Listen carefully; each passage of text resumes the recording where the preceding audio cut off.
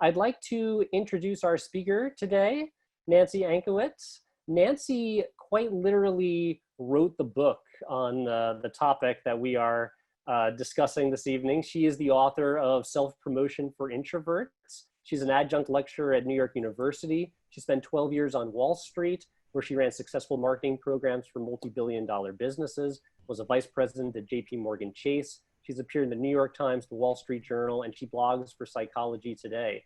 So without further ado, I now present Nancy Ancowitz. Thank you, Greg. Well, networking with less work for introverts. Ha, do you believe it? Well, I don't know about you, but for many an introvert, and I am one, the thought of networking somewhere in our reptilian brain brings us back to junior high school when maybe you weren't the most popular kid in the class. Maybe there were cliques. Maybe you were sitting or standing alone during social events. Maybe you wouldn't have won any popularity contests. And now, maybe decades later, maybe a decade, 2, 3, 4 decades, however many decades later, it still haunts us that networking thing has that at the pit of our stomach. Today's program, I hope to offer you ways to make it easier and even enjoyable, a way of connecting with other human beings, because introvert or extrovert alike, we all need each other. And we are social beings, even if introverts would rather socialize with fewer of those beings. That's what we plan on doing today. Tips, tools, techniques, a little interaction, and we'll take it from there. Why don't we start with this poll that you've all quietly, some of you have quietly been chiming in on. And Greg, maybe we'll do another minute or so of allowing people to do the poll, and then we'll talk about the results. Does that sound good? Sure. Keep it open for another minute. All right. So what do you value in someone you meet in a networking situation? That can be online or in person. Networking situation, you name it, alumni event, industry event, and so forth. So I'm curious to see what the results are on that. And feel free, don't forget, write in on the chat if you think of something else. These are just a few ideas and would love to hear your ideas. Okay, so Greg, you want to wrap up on the poll? Should we end it? I'll end the poll. Here we Okay. go. There you go. Can you see it, Nancy? Do you? I'm going to hit share results. Yes. And I think we can all see it now, yes? Yep. Okay, so the winner, they balance talking about themselves and inquiring about you. Good to know. So that's a reminder for you, especially if you're an introvert, that you don't have to do all the talking. That inquiring about another person is engaging, and using your skills at listening, it's engaging. So it's maybe takes off some of the edge, some of that, oh, I don't have to be so interesting. Instead, I can just show interest in another person, and that can just work fine. And then the next thing I see is they show interest in what you have to say. So again, using one of your superpowers as an introvert is that listening, being present with another human being and showing interest, that there's some consensus here that that's important. And then eager to help, yeah. And then shoe on the other foot. You want to be eager to help other people, and they are succinct. Succinct is good. You don't want to talk somebody's ear off. If you're an introvert, that may not happen anyhow, but it's good to know that balancing your talking to listening ratio is an important thing. So good. All right, well, why don't we move on from here? And okay.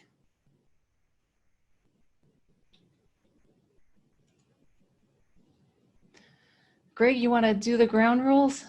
Sure. Yeah, we talked a little bit about some of the ground rules. If you want to have that, have the next key points queue up there on your PowerPoint. Nancy. Sure. There we go. Yeah, we want you to be fully present. As I said at the beginning, we'd like you to keep your video camera on if you can. Mute your microphone when you're not speaking. And if there comes a time when we ask you to speak, then you can unmute yourself. But we'd request for ambient noise to just mute your microphone. Hold on, there's a little bit of a lag. That's why it's not. Okay. There we go. Yeah, we request that you please write your questions in the chat bar. We're going to get to them throughout the presentation, as well as at the end, where we'll have a dedicated Q&A. Try to be as succinct as you can. And again, we have Vegas rules. So what you say here stays here. Absolutely a positive environment here. You can say pass if you don't want to answer something, absolutely. And we may beam you into virtual breakout rooms at the end of this session. So definitely let me know if there's any audio visual issue that you have in terms of phoning in. And then you can leave the breakout room if you're having tech difficulties so you can chat with me. And of course, have a spirit of adventure. This is going to be useful and fun. Great. Thank you, Craig. Today, past the introduction, we're going to talk about, it's an action-packed, lots of stuff today that we're covering, as Greg mentioned, presenting yourself authentically, managing your negative self-talk, talking about your assets with confidence, giving and getting introductions, reconnecting with former colleagues, reaching out to new ones, and promoting yourself without bragging. Next steps. In other words, we're going to end with some actions. And that's a lot to cover. We're not going to go too deep, but the idea is to give you some food for thought. A lot of this you will know. It'll be refreshers. It'll be, oh yeah, that, I should do that. Let me add that to my list of things for tomorrow. Kind of like that. All righty. So let's dive in. Let's take a look at your introvert strengths and challenges. And you might say, well, first of all, I'm curious, who here would describe themselves as an introvert, or more than half the time you need to recharge your energy during your quiet time, reading, researching, listening, reading a book, that kind of thing, rather than during your social events. So you can put up a real hand or an electronic hand, whatever you prefer. Just curious, who relates to that more than half the time? And think of your weekend self rather than some self that might be on during the week, the work self. And I see a number of people are putting up their various hands. Okay. Good, good. And some people even describe themselves as a little bit of both. Nobody is 100% introvert, 100% extrovert. We all have different aspects of our personality. We are multifaceted human beings. Anyhow, okay. So strengths, introvert strengths are listening. Often, you might say, because we spend more time listening, we're practiced at it. Now, introverts and extroverts alike can be great listeners, and it's often a skill that you learn to do. Attending to detail. How many people here consider themselves detail-oriented? Real or electronic hand? Just quick show of hands. Yeah, it's common among introverts in particular. Yeah, okay, see a number of people. Developing one-on-one relationships, because we do tend to like to listen and really get to know people, develop those relationships over time, that is an introvert strength. Then reflecting before sharing. We tend to think before we share, before we speak or act. That's typical of introverts. And as we go down this, think of like how you relate to this. As a group, we're more calm. We tend to be deep sea divers to extrovert snorkelers. So we tend to get deep expertise, or we are attracted to getting deep expertise on one or two topics, to extroverts who are more likely to know a little bit about a lot. We like to solve problems. Quiet problem solvers. We like to do the deep dive at our desk or our cubicle or during a walk. We like to solve problems. And then anything I didn't mention, feel free to throw in the chat. Other introvert strengths that you can think of. Go ahead and do that now. And I'm going to move on, but I'm going to sort of keep half an eye on that chat because I'd love to know of any others that you think of. And Greg can also shout them out if he sees them. Alrighty. And then challenges that we face as introverts is socializing too much. And for everyone, too much is a different line in the sand. I mean, back-to-back meetings for me, I know is too much, but everybody has their, or going to the party and then the after party, too much. But an extrovert might find that, the night is young, we're just getting started. Interacting in large groups. I know personally, I much prefer one-on-one or one-on-two interactions than large group meetings where everybody is emoting and it's hard to get in a word edgewise. So that can be a challenge. To that end, interjecting or getting that word in edgewise. Speaking on the spot. And that's why one of the tips I'll share later is introverts, all of you out there, I want to strongly recommend taking an improv class if you've never done it before. And if you've done it, maybe get a brush up. It helps you build that skill at learning to speak on the spot. Not our natural strong suit. I've taken many introvert classes in my day, and it just helps give yourself confidence that you can do this. I see somebody wrote paralysis due to reflecting too long on questions or sharing and indecisiveness. Thank you for the person who shared that. I just caught that off the corner of my eye. That's a good point regarding another challenge. And that ties into speaking on the spot. So another one is feeling invisible. And that's a tough one. Just feeling invisible, melting into the walls at a meeting or in a networking event. Multitasking. And then being private. We tend to, our definition of friend as opposed to an extrovert's where a Facebook friend is a friend, is a different definition. Being unexpressive. As an introvert, you may not show that much on your face. You might not be smiley.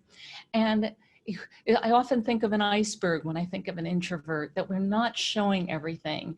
And so it's maybe a reminder to self at a group meeting to show a little pearly whites, to just say I'm engaged and there is more going on in here. So go ahead and feel free to write stuff in the chat as well for challenges that you face. Okay, all right, and we'll call them out as we see them at some point. All righty. So moving forward from there, here are some tips. I want to dive in and give you tips from the start so that if you get nothing else today, you've got some concrete tips to walk away with. Take what works for you, throw away the rest. So as introverts, we tend to excel at research. Do your research. So you know you're going to a networking event, research the speaker or the speakers or other people who are attending. Write to people beforehand. You can think of things to talk about with people. So doing your homework, especially when you're in a job search, doing that homework, you know, is so important. The rest up, prepare, and practice piece is super important for introverts. We all need rest as human beings, but resting up from your social time as an introvert is especially important. So rather than those back-to-back meetings, to the extent that you can control it, you want to take the time and take a walk, do a little meditation, listen to some music. Feel free to put in the chat anything else that you do to rest up. Maybe read a book, read an article, something that just gets you grounded, gets you recharged. Then prepare and practice. Practice can be as simple as preparing your elevator pitch and saying it out loud, preferably on video, so that you're not a deer in headlights when somebody says, so what do you do? You've practiced it, you've said it before, and not that you should ever read it from a script, but you'll have that basic language ready. Take stock of what you have to offer.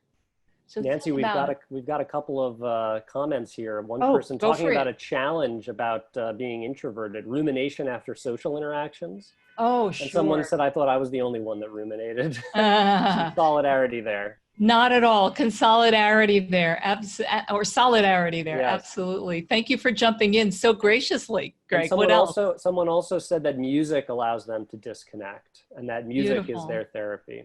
I agree. I agree. Music can be a wonderful way of doing that. So next is make your requests clear. Often I find at networking events, people will tell me what they do, but I'm still not clear. How can I help this person? And I often say, how can I help you? And making your request 1 or 2 sentences, like if you're looking for a job, then say, the type of position you're looking for and the type of firm you'd like to work for, and as specific as possible to help the other person help you. And here's the deal with showing your face. It's important to show your face at a certain amount of social events. You get to decide that, but you don't have to stay the whole time. And don't forget to take those breaks, and no need to overstay, especially if you're an introvert. Aim for just a few conversations. They don't have to be, you don't have to chat with 50 people in the room. I know for myself, if I've had a few good conversations, I feel like I've succeeded at that event and we're good to go. So think of aiming at what makes sense for you. And by no means am I trying to turn an introvert into an extrovert. First of all, you can't. But I say we want to be authentic here and go with what you naturally, where you naturally are, and playing to those strengths. Then showing gratitude, introverts and extroverts alike, and especially during these really extra tough times right now, we're all under more stress than normal. And it's like, just if you show gratitude to somebody who's helped you, who's connected you with somebody else, who shared a useful article, what have you. Everybody likes to get a little gratitude. So remember to do that. And make sure to follow up. When you meet people, I like the 24-hour rule. It's not just for job interviews. So you're fresh in mind for them. So following up, sending a quick email, a quick note on LinkedIn, and something personal, something that, oh, we both talked about our love for soccer, or whatever it is, to remind them who you are, and some next steps. Maybe be great to meet for coffee when that's possible, or let's have a Zoom chat, what have you. And feel free again to add any thoughts you have. Moving on, how to promote yourself. There's the rest of the world, and in this case, let's call them your target audience.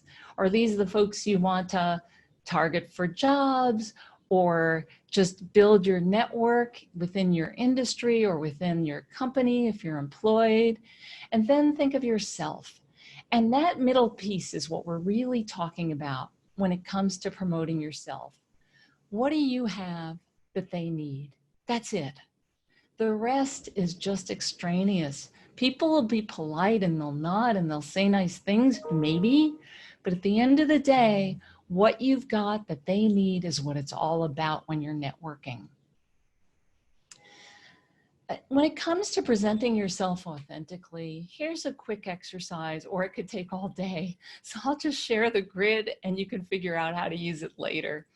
But I think starting from a place of what activities make you feel most alive, personally and professionally, and go ahead and put it in the chat. Go ahead and throw some stuff in there. What makes you feel alive?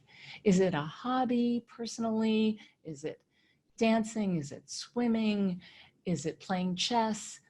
What have you? Is it professionally? Is it programming computers? Is it editing? The list goes on and on and on. Feel free to add it. One person said exercise. Exercise, yeah, that's great. And I don't know if that's getting together with friends. Getting together with friends, wonderful. Yep. Dancing. Dancing, yeah. And then what activities are most meaningful to you? And that can be the same as that make you feel the most alive, or something else. And meaningful right now might be having a voice in the world, contributing to the ongoing dialogue that we're having as a society, and what's your part of it? Or it might be helping some organization, helping some group of people, personally or professionally. It could be volunteer work or it could be professional. And then what are you most proud of? Last time I spoke at Baruch, some people said they were the first in their family to get a graduate degree, or the first in their family to get an undergraduate degree, or whatever it is. What are you most proud of? What have you achieved in your life, personally or professionally?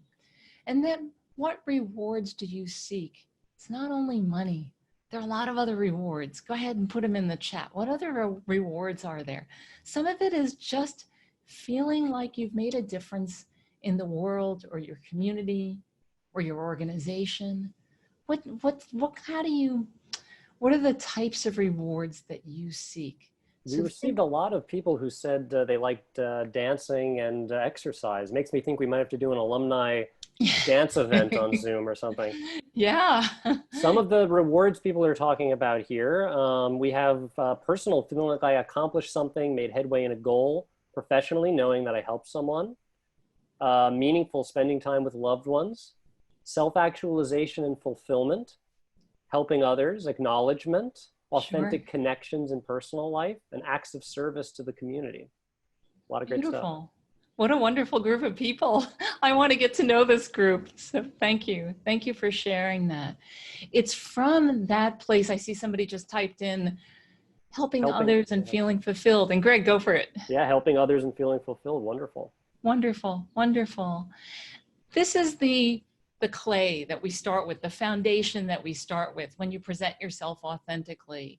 You may be a lawyer, an investment banker, whatever it is, a teacher, whatever it is, but that sits on top of you're a human being. And here's what makes you feel most alive. Here's what's most meaningful for you. Here's what you're most proud of. And here's the type of rewards that you seek. You don't even necessarily need to say any of this. It's just a foundation that you build everything on.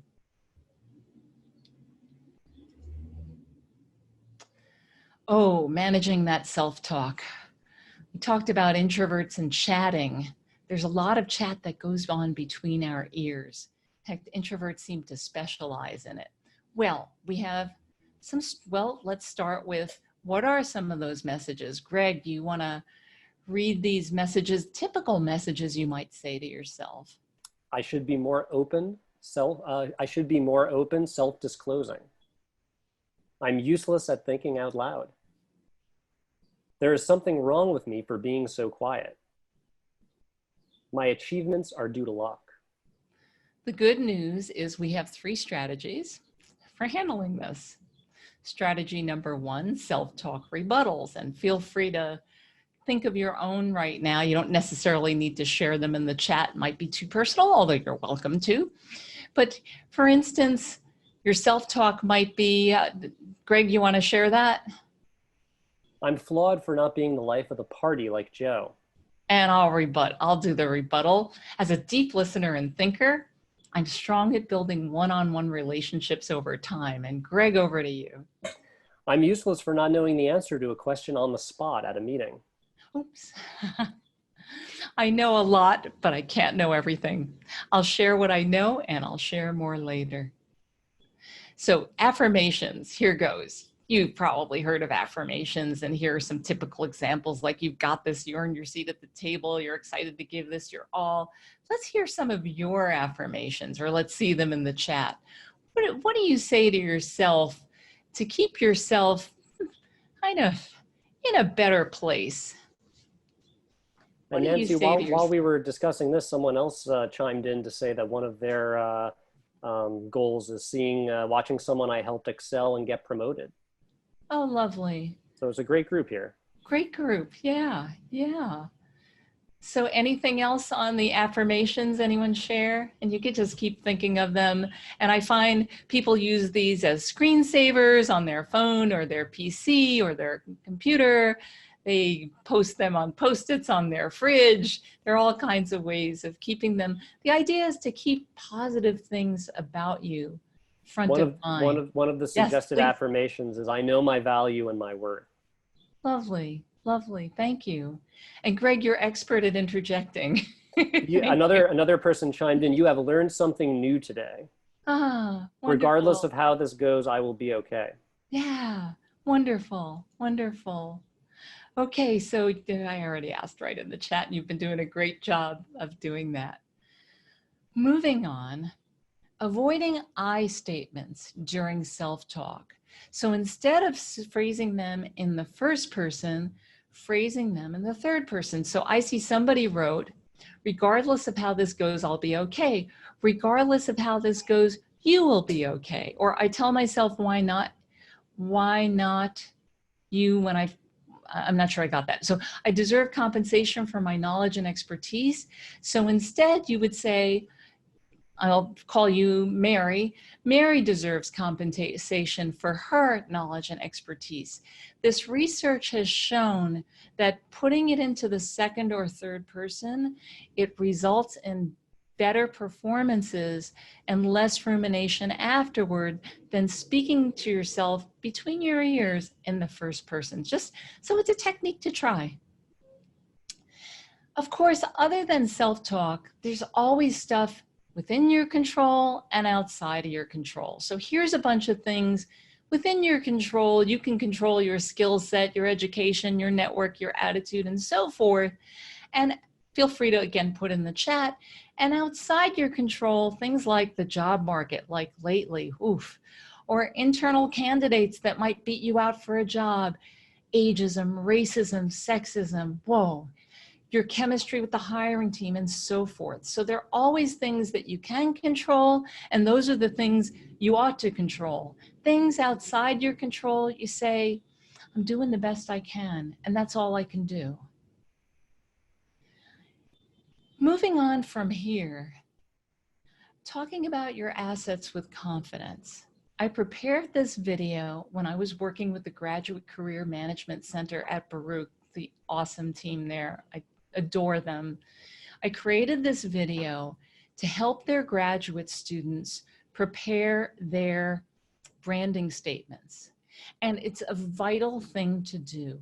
A branding statement, you've probably heard of the elevator pitch or the self-introduction.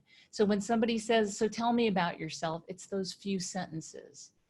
I prepared this video, which we don't have time to look at it now, but it's 4 minutes. You'll have the link, and Greg will share the link in the chat, or if you haven't already done that.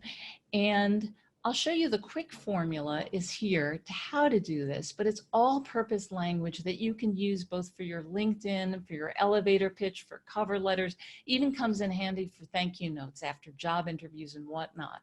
So you pick a job description, you draft your bio, and use keywords from the job description that you find online, monster.com and what have you. And that makes remember the Venn diagram I showed you, making your pitch all about the other party, what you have in common? This is a way of doing that. So it's taking those keywords, drafting your bio based on the keywords, adding a little personality, then editing it, sharing it, printing it, and whatnot. But that's the nugget, the super fast way of describing it. Watch the 4-minute video and you'll get the whole thing. You'll see some examples. And I've also included some examples here. We won't have time to read them now, but you can go back and look later if you'd like to see an example of one of my graduate students at NYU, as well as my own. Here's one of my own elevator pitch or bio examples. Yeah, Nancy, I just wanted to say to everyone that we will share the video recording of this event afterwards, so you can take a look at this branding statement examples. I've also shared the link to the YouTube video that Nancy had in the chat, and we'll share that in our follow-up email as well. So if you miss it, no worries. We'll send it out afterwards. You get a ton of material. Those of you who want to be extra studious introverts, you have a ton of material to self-teach after this and to maybe pair up and help each other. Okay, so the purpose of this slide is to remember that networking is a two-way street, that it's about give and get. It's not just about take. And from the nature of the comments I've already seen, this group is not just about take, but remembering that it's give and get also reminds us that networking is an opportunity to connect with other human beings, be part of their world, help them, and also ask for help. So this slide is just a reminder that it's give and get. And then when we get down to the nuts and bolts of what do you do in a networking situation, and we see people are shaking hands here. I don't know if that's a thing of the past, but for now, we'll keep the graphic. But anyhow, here are some opening lines. Remember or remind yourself to prepare opening lines. And my favorite opening line is, hello, my name is Nancy. That's it. Nothing more complicated than that. If somebody walks away at that point, I don't really want to know them. Or how are you today? Or how are you enjoying this lovely weather? Or how are you enjoying the food? If you're standing by the food table, which I think is often where the chipper nibbling faces are, so it's not a bad idea. Back in the day, and when we get past COVID, that'll happen again. Commenting on a name tag, offering compliments can help as long as they're genuine. You can wear some sort of conversation starter. You feel free to put it in the chat if you have a conversation starter. It might be a piece of jewelry. It might be anything, a scarf, a tie. Buddy up. You don't have to do this alone. And then how to continue a conversation comfortably. Remember to ask questions, and the best kind of questions are often open-ended questions rather than yes/no questions. Do you like the food? No. You walk away. Instead of, what do you think of this music? Then you get more of a dialogue going. Finding common ground. Often you'll find out if you scratch beneath the surface, we're all human beings. Where are you from? Are we both twins? Do we both have 3 kids? Do we both go to Baruch? Whatever it is, making that a goal to find common ground right away levels the playing field, and you get to know another human being. Showing interest based on that poll before, it makes a lot of difference. Being positive. Nobody wants to talk to a Debbie Downer, so be as positive as you can. I don't think most of the people here are going to talk too much about themselves, but I will say, if you get nervous in networking situations, you might do it just because you're nervous. Some people talk too much when they're nervous. So just think about reining it in and being present with the other human being. Using humor, the safest kind is self-effacing humor rather than making fun of anybody, of course. Making and seeking introductions gives you value in your network. People will value you for being generous in making introductions. And you can ask, you could say, I'm looking to break into your field. I'd welcome introductions to to HR managers or what have you. And asking for advice. You can ask anybody for advice. It usually makes them feel good that you thought highly enough to ask for advice. It makes you feel less needy. A lot of people in networking situations or who are unemployed feel needy. If you just ask for advice, it's open-ended and you welcome their advice, and it's a great way to get a conversation going and to continue it comfortably. So learning about your conversation partners, what they look like, their background, what you discussed, who and what they know. These are things you could write on the back. If you get a business card or if you're meeting someone online, just scribble notes to yourself so that when you follow up in a more detailed, specific way, just with a sentence or two that makes them feel heard and you feel like you've connected. Think about what they want. So if they're looking for a job or for clients or just to build their network, you want to refer to that when you follow up by email or LinkedIn or what have you. How either or both of you can help each other, how they like to be reached. Are you an email person? Are you a phone person? A lot of introverts I've noticed don't like the phone. I'm fine with it, but I have found in my coaching practice, a lot of them really don't like the phone. So, and then there's Zoom, which we're all trying to get more, a lot of us are trying to get more comfortable with. Look into the camera, smile. Okay. And then how to end conversations seamlessly and gracefully. It was great meeting you, Sydney. I enjoyed our conversation. Thank you and Greg, I'll ask you to read a few of these. The tips about. Yes, blank. Whatever it is. The introduction to. Blank. Yes. And. Your advice about blank. There you go. Yeah. And you know, Nancy, someone said in the chat just now, I'd rather chew glass than call someone. So I think that's a testament to what you were saying. And that person has a great sense of humor. And that's why I say a lot of introverts, yes, chew on glass. Oof. Not a pleasant thought, but I love your sense of humor. All righty. And there was self-effacing. All right. So if you want to stay in touch, Greg, What could we say? I hope our paths cross again before too long. Would you like to exchange business cards? Or, I'd enjoy staying in touch. Would you like to connect on LinkedIn or meet for coffee?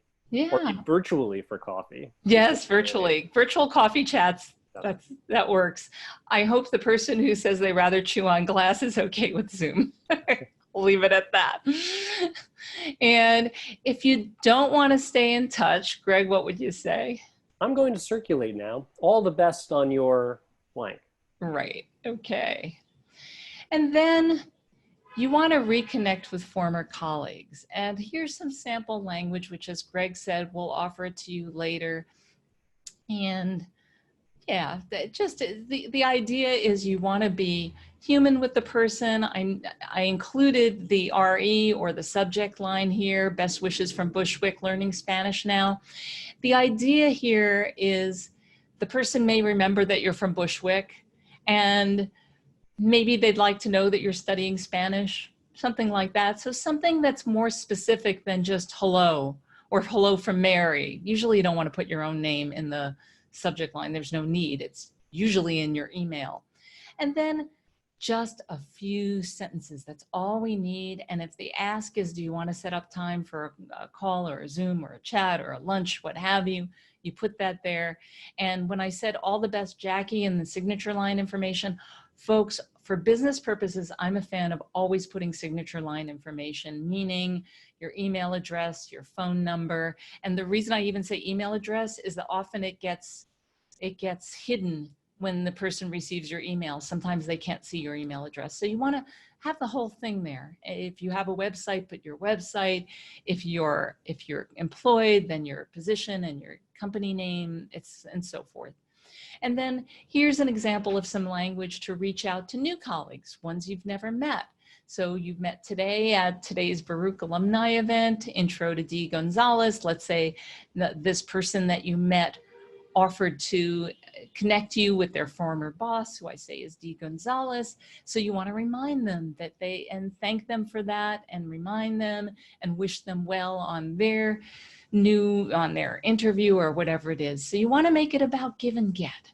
And moving on from there, here is an example of the idea of the time you spend each week networking. And I'm going to welcome you in the chat to write, how many hours do you actually spend networking each week? And networking, if you do this exercise offline, take each of these circles and turn them into a pizza pie. So make each slice of the pie a networking activity. And networking can be going to events like this virtually or eventually in person. That it can be joining meetups. It can be going to lectures. It can be a whole bunch of other things. And I see somebody wrote 0. It's honest, that's okay. And somebody wrote 4, less than an hour on average, whatever the number is. And then come up with, okay, 2, nobody has said more than 4 hours a week each, okay. And then what's your ideal number? How many hours ideally would you like to spend networking to meet your goals? Somebody said 4 to 5 hours, depending. And obviously it changes once we emerge more from the COVID-19 crisis, as we're slowly but surely doing. And somebody said much time preparing, not enough actually executing. Sure, good to have those self-reflections. Again, you might want to do this exercise more meaningfully afterwards, but it's an idea of just making yourself conscious of how many hours are you spending now? How many hours would you like to spend? And what do you think it would take to get to where you want to go? If you're spending 0 hours and you're looking for a new job, maybe rethink that. Greg, were you going to say something? Quick, question, Nancy. Just Yes. sort of based on some of the comments here, people talking about the amount of time preparing versus actually executing. Is there any formula that you would suggest in terms of how much time you dedicate to the preparation aspect of networking versus the actual execution? Is there any perfect ratio? And it might be different for everyone, but just a thought to sort of speak to that breakdown. It's a wonderful question, and it'll be different for everybody. Like I teach presentation skills and coach in presentation skills, and often I find my clients will spend 95% of the time working on their PowerPoint and 5% at best practicing. And I find it similar with networking, that often it's closer to 100% just being there and that's it. But I would say get to know yourself. But if you're not spending any time preparing, you may be shortchanging yourself. At least coming up with a few good lines of something like an event like tonight. If this were an in-person event and we had more time to chat, it would be maybe think of your favorite story about Baruch, or some happy memory of Baruch, something like that, which would be a nice conversation starter when meeting another person. So just even taking the 5 minutes beforehand to do that can make a big difference. And it's the same with business meetings. Taking a few minutes beforehand to come up with your top points or top questions can make all the difference in the world. So Nancy, someone asked, what is a realistic amount of time, I guess, to spend networking? And I guess the answer really is it depends on everyone. And the only real rule is that you should have some preparation going into this. Yes. So you should dedicate some time to preparing for the actual execution. Well put. Yes, I agree with that. And somebody said probably should have a maximum ratio, like maximum 3-to-1 prep to execute. Yeah, sure. I think this is a lot of these things are getting to know yourself. Some people, I have some clients who are allergic to preparation. And if that's you, well, you need to work your way in on that one. Okay. And by the way, introverts aren't necessarily good at preparation, but it helps us. I'll leave it at that. Now you want to promote yourself without bragging, and you can feel free in the chat to write what constitutes bragging. I say name dropping, putting other people down, spending most of the time talking about yourself. That would be bragging. So you want to really make a balance of listening to other people, but also letting people know what you've accomplished or what you're interested in. So it's a balance. Again, feel free to write what you consider bragging. What we're looking to do here is to just state the facts about what you offer that would help other people or organizations. All righty. Here are some visibility activities that can help you. And we're going to go through them really quickly because these are so important. And I want you, as we go through these, to think of others. And Greg, can I ask you to read them really quickly? And as we go through these, think of, are you doing these or will you do them? Notice we don't have a column for not doing. That was just being playful. Greg? So, okay, we'll start. Ask for informational interviews, host or co-host events, attend events, for example, professional and alumni organization gatherings, speak at events, moderate panels, facilitate meetings, write for publications internally or externally, post updates on social media, LinkedIn, Twitter, join task forces at work, chair initiatives, advocate for your colleagues, giving credit, provide your boss with periodic updates, ask for visibility/recognition, do volunteer work, join boards of directors, stay in touch with people in your network or others.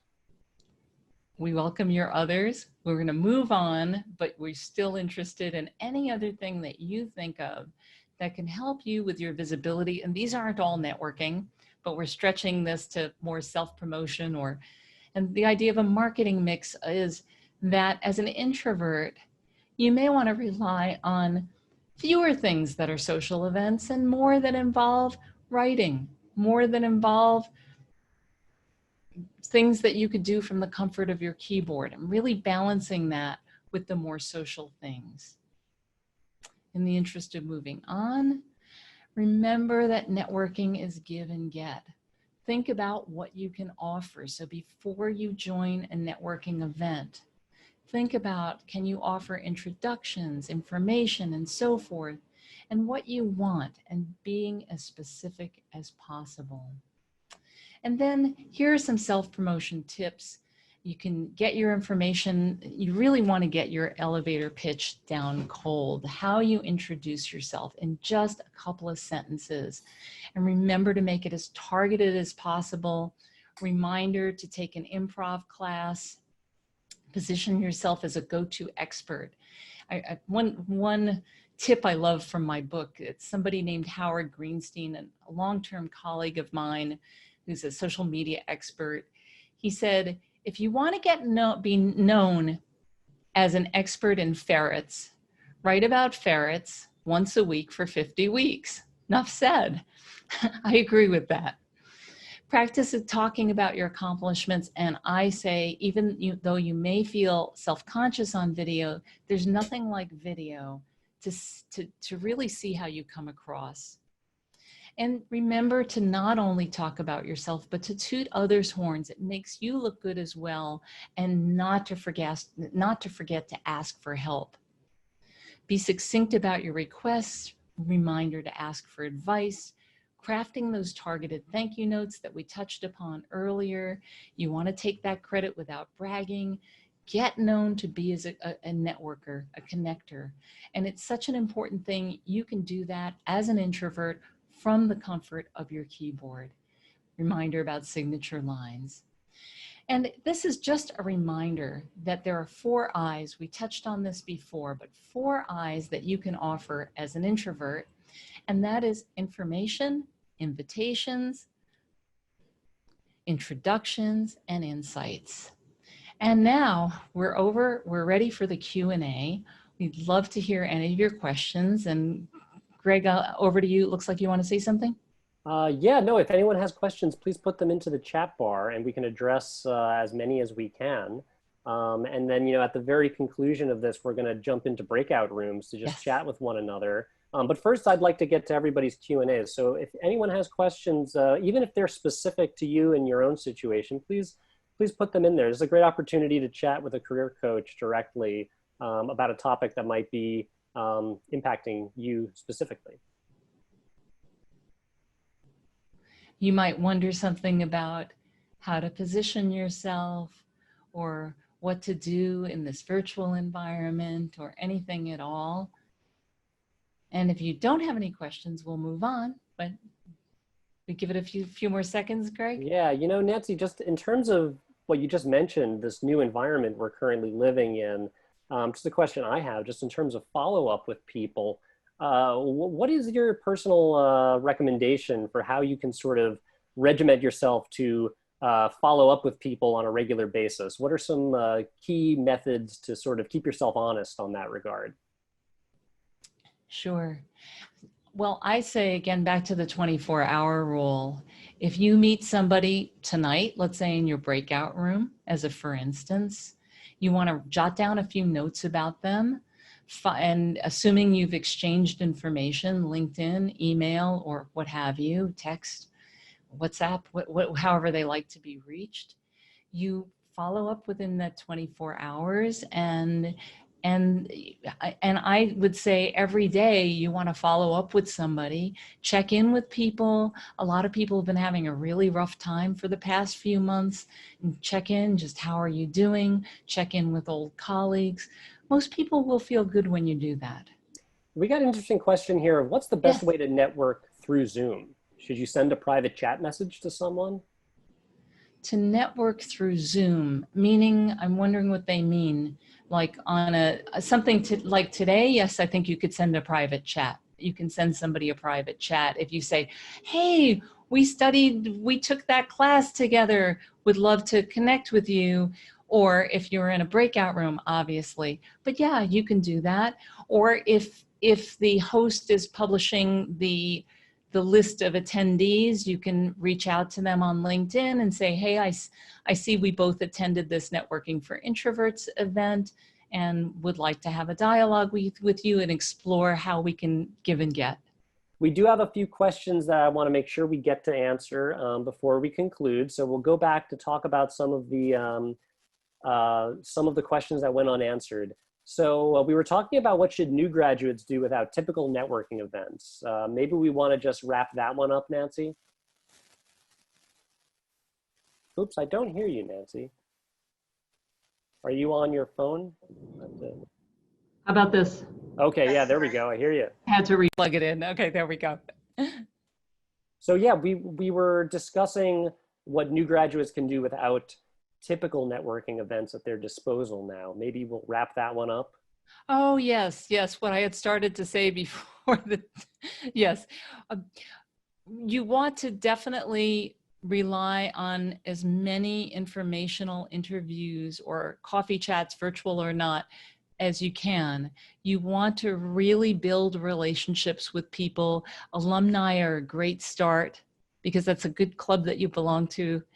And you want to do that. You want to look for volunteer work. You want to do project work to show that you're active and interested and producing things, even though things are tough right now. And you know, to your point, Nancy, something about our alumni network that we find is when you reach out to them on LinkedIn and you ask for information about their industry or their company, not just saying, you know, I'm looking for a job or any end result like that, but really just saying I'm a new graduate, I'm curious about your industry.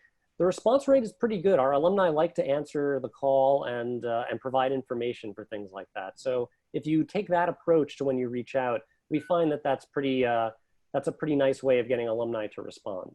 Yes, it often makes them feel good. Just put yourself in their shoes.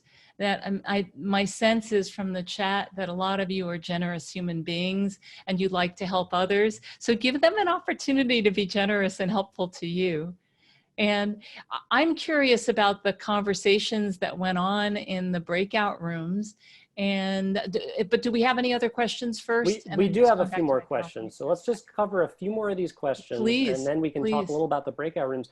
Someone asked, what is your opinion regarding doing a video of your elevator pitch and putting it on your resume or LinkedIn? Sure, why not? Why not? I think as long as it shows your best foot forward, so to speak, as long as your best foot is forward, absolutely, by all means, go for it. And by best foot forward, if you're going to do a video, are you well lit? Do you have a good quality mic? Do you have good lighting? As I said, lighting.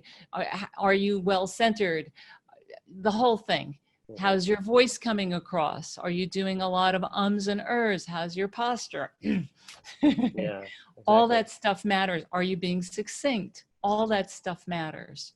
Yeah, how's your posture as we all sit up As we all, after you sit up? I get that spinal line. Someone asked, what if you don't follow up within 24 hours of someone, or even a few weeks? Do you still contact them or forget about it? I say you still contact them. Absolutely. So better late than never. Yeah, and avoid too much apology. It was wonderful meeting you 3 weeks ago at the Baruch Networking with Less Work for Introverts event, blah, blah, blah, blah. Sure, better. Why not? Why not? Just remember that don't take it personally if they don't get back to you. And in any case, don't take it personally. I find if you're good friends with somebody, they still may not even get back to you. So, and the numbers go down from there. That maybe it's 1 in 10, maybe it's 1 in 5 when you're writing to a stranger. When it's a friend of a friend, maybe it goes up a little. But just be mindful that everybody's busy, everybody has stuff, and yeah. Yeah, not personal. I hear not you. Personal. Not personal. Someone asked, what would be a recommendation for a good 90-second pitch you could say about yourself? And this might be sort of answered in some of the sample language you provided, right, Nancy? It is. Yeah, so we're going to share the recording of this, which will include the slides on there. So you'll be able to take a look at that a little closer, and you'll have that sample language to refer to. Yes. Someone else says, if I feel that my HR department's too slow in the job placement process, what are your thoughts about reaching out directly to the reporting supervisor of a position I'm applying for? What if I cannot identify exactly who the reporting supervisor would be, but I'm able to find people in that department? People in that department's a great idea because they will probably know the buzz. They'll know how to reach that person. They can put in a good word for you. This is exactly my point about informational interviews. Jobs are often hundreds or thousands of applications. You want to set yourself aside from those by knowing people. And knowing people takes time, and especially if you're an introvert. But that is absolutely key to being competitive, especially in this tough environment.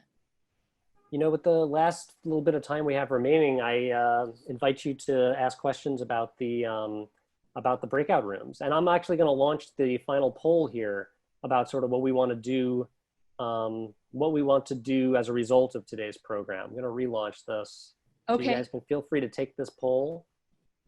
And I know us introverts, we're usually not experts in multitasking, I being among in that group. However, if you also wish to add to the chat once you've done the poll, anything you want to share about your next steps, what concrete steps that you're going to take as a result of this program and by when. It's just, you'll get a little of accountability now. Maybe you'll get an email or say, hey, everybody, here's you could, if you want, here's my LinkedIn link.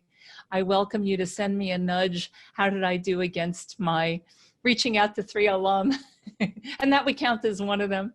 So you can feel free to use the chat right now about what actions or action will you take and by when. So I really welcome you to use this precious few last minutes to be concrete about what you're going to do as a result of this program. We've covered so much stuff and so much stuff. And now it's like, okay, what are you going to do about it?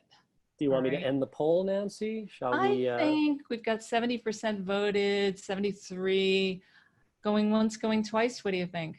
Any last answers? I'm going to share the results. Yeah, let's do it. All righty. Oh, well, a clear winner with fine tune and or practice your elevator pitch. And you might say elevator pitch, it's such an old story. Everybody's heard of it. But just remember, it's not a script. It's a starting point. It can be 3 bullets on a piece of paper, just to remind you, what do you definitely want to say, and always make it audience focused. You might have 10 versions for 10 different audiences, or just 3 versions, but you definitely want to make it audience focused. And then other stuff was reach out to fellow alumni and industry professionals for those coffee chats. So I'm glad my message got across that those are super important. Yeah, I have one comment from Elaine, who plans on checking in with a few people within the next 2 weeks. Great. I'm glad to hear that. Yep. Wonderful. Know that you're not alone. If right now you're looking for a job, or you're stuck in a job you don't like, or you need clients, or you're unemployed and just feeling kind of stuck, know that you're in good company. There are a lot of people out there. It's a super tough time. A lot of us have that imposter syndrome, like you feel like you should be doing more right now and blah, blah, blah, and everybody's doing more than you are. Stop the comparisons and start with what's a concrete action you can take after this program to help yourself and to help others. Yes, Anita will check in with a few people as well. Wonderful. And Great. I hope the breakout rooms went well as well. I saw a number of people saying in the chat afterwards it was nice speaking with so-and-so. If anyone wants to share anything about the breakout room experience, feel free to add a comment. Sure. I hope it was a positive one. I know we jumped to it a little bit faster than we had anticipated, but it all worked out. So appreciate your patience. Thank you. Yeah, we had so much we wanted to cover today, yet we didn't want to not have some human interaction in breakout rooms. So we gave you a little bit of everything. I hope that was helpful. And then you could see the poll results here as well, the other stuff I didn't mention. But anything else you want to share, about the breakout rooms, that would be great. Beautiful. And I'll move to my last slide, which is a reminder that networking enables you to give and to get. Always think about what you can give and what you can get. Thank you, Daisy. Daisy enjoyed the variety of engagement today. Wonderful. Thank you very much. Wonderful. We certainly covered a lot. Yeah. And as I mentioned, we will send a recording of this to everyone afterwards, so you'll be able to refer back to the slides and to the various other materials. Corey, thank you. Great session. Appreciate it. And you'll be able to refer back to some of those template language that Nancy referred to previously in the presentation. I want to thank you guys for being such an engaged audience and a great group. Thank you, Nancy. Are there any final pieces of advice you want to leave people with? Yeah, that you're all unique human beings with so much to offer the world. Don't keep it a secret. Let people know what you're up to. Let people know what you offer. Let people know how you can make a difference, and they'll want to bring you in. You can be a giant asset to any organization, or the right organization. So remember to give and to get, and that you can, there's so much you can offer. So I hope this is a shot in the arm to you. Thank you for joining us, everyone. I'm going to also, in our follow-up, send you guys some upcoming events that we have. We have a number of interesting ones just tomorrow night. We have an alumni panel talking about housing policy in the midst of COVID-19 and the pandemic. We have next week an event where alumni who own restaurants are going to be talking about the impact of the pandemic on their industry. So we have a lot of really interesting stuff here. Dana shares Dana's LinkedIn, so feel free to connect with Dana as well. Very nicely done. And I just want to thank you again for joining us. We'll be in touch after this. And thank you again, Nancy, for a really informative and great event. And thank you to everyone. I hope you all have a great rest of your evening and a great rest of your week. Thank you. Take care, guys. Thank you, Nancy. Thank you, Greg.